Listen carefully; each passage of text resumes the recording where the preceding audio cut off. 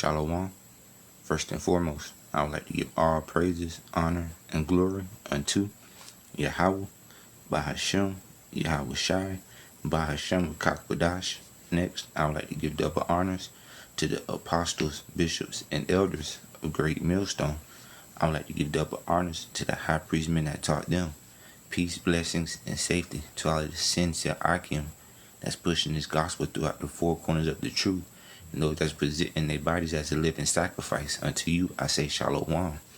This is the brother Yaradon from the Great Millstone Austin Camp. Just come back at you with another video. And just wanted to go into this Proverbs chapter 4, verses 14 through 16. Just, kind of going into being a leader more than, a follower.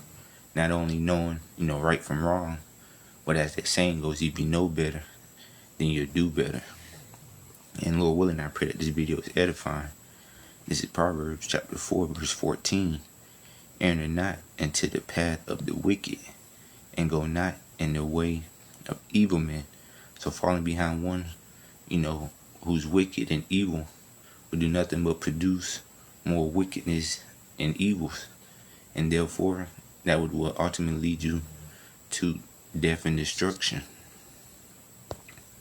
This is Proverbs chapter 14 and verse 12. It says, there is a way which seemeth right unto a man, but the end thereof are the ways of death. So going about things, after your own pernicious ways, according to your own understanding, will cause you to be put to death.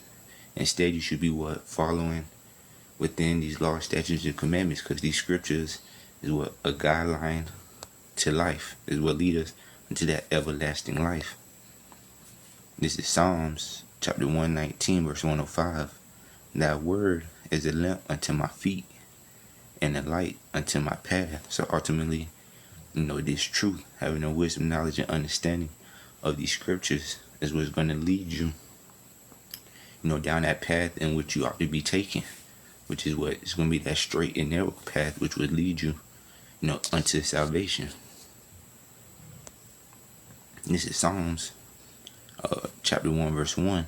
Blessed is the man that walketh not in the counsel of the ungodly, nor standeth in the way of sinners, nor sitteth in the seat of the scornful.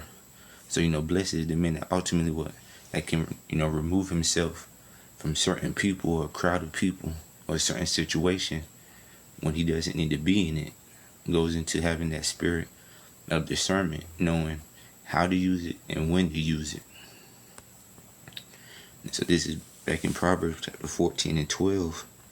There is a way which seemeth right unto a man, but the end thereof are the ways of death.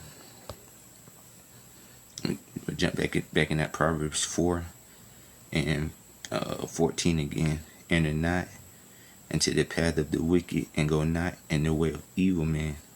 Avoid it, pass not by it, turn from it, and pass away.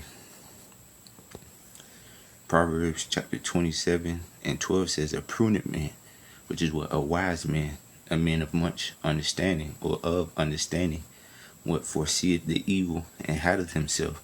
So he knows, when to remove himself. Know when he shouldn't be somewhere where he know he ought to not be. What he hideth himself, so he removeth himself from that situation. He says, but the simple, the ones who's easily persuaded, the ones who's has no understanding or lacks understanding, what they'll pass on. So they're the ones that they go along to get along. They go according to how people feel. They don't want to hurt nobody's feelings. But it says, but the simple pass on are punished. So therefore, you will be punished ultimately because you wanted to go along to get along instead of knowing right from wrong and removing yourself. So therefore, you will suffer those consequences that's to come upon you. Because if judgment is set for you, there's nothing that you can do about it. This is Deuteronomy chapter 32 verse 39.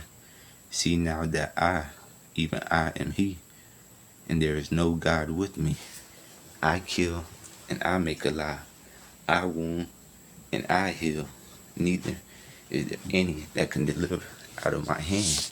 So ultimately, once judgment is set out for you, or once the Lord puts them spirits created for vengeance to come out for you, there's nothing that you can do, or nothing that no one else can do to deliver you from that punishment. This is Slakia. Proverbs chapter 4 and verse 16, it says, "For they sleep not, except they have done mischief." And we know mischief goes in what? To evil or wickedness. It says, "And their sleep is taken away, unless they cause some to fall." So therefore, there's a saying in the world where people will say, they're asleep when they dead. So therefore, the majority of these people on the face of the earth, of course, the wicked ones, Esau, Edom, first and foremost, and then as well as the 2/3 of the nation of Israel, they won't sleep unless they know they have done something that's ungodly, something that's wicked. This is Micah chapter 2 verse 1. It says, "Woe to them," and woe means sudden destruction. So woe to them that devise iniquity. What's iniquity? Sin upon sin, wickedness.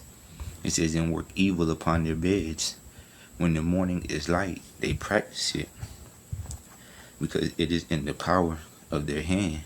So it's saying, woe to them that devise wickedness. And the majority, of our people there go to sleep. Well, really, starting off with Esau, Edom, they go to sleep thinking about how they can cause more, chaos and more commotion within, the people on the face of the earth. But when they wake up, it says when the morning is light, what? They put it into action. They put it into play. It says because it is in the power of their hand. Ultimately, in the power of the hand, we know that's referring to, Esau, Edom, because Job 9:24 goes into how the earth is given into the hands of the wicked. He covered the faces of the judges thereof. If not, then where and who is he? We're going back into this Proverbs 4 and 16, says, "For they sleep not, except they have done mischief, and their sleep is taken away, unless they cause some to fall." And we know, with starting off with Esau, Edom, the ones that he wanting to fall are the Israelites, you so-called Negroes, Latinos, and Native American Indians. And what is he wanting you to fall from? He wanting you to fall from the true power, Yahweh, and his only begotten Son, Yahweh Shai, and fall into his beast system. He wants you to turn from your power and turn into him and what he has to offer. But that's why Micah 2:10 says, "What? Arise ye and depart, for this is natural rest." It would destroy you with the. I just grab it real quick, Slakia.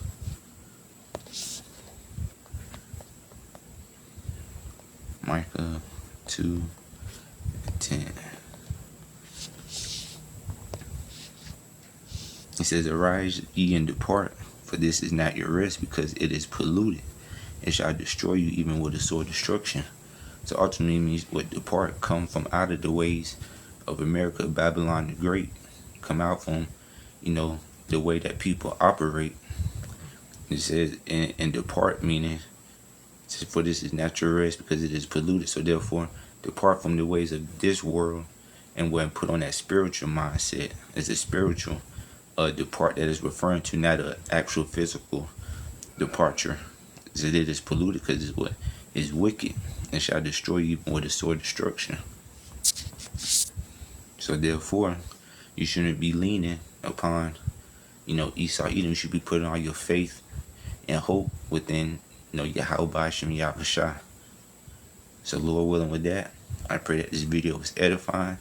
Before I go, I'd like to give all praises, honor, and glory unto Yahweh, Bahashem, Yahweh Shai, Bahashem Kakwadash.